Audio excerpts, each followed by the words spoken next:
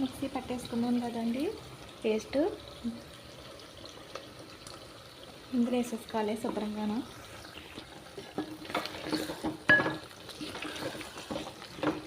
అంతా కలిసిలా కలుపుకోవాలండి చికెన్.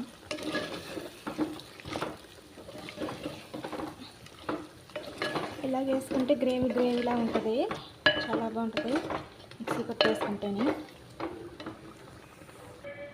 గోంగూర మిక్సీ పట్టేసుకున్నానండి, ఇది చికెన్లో వేసేసుకోవాలి. చికెన్లో వేసేసుకుంటున్నాను.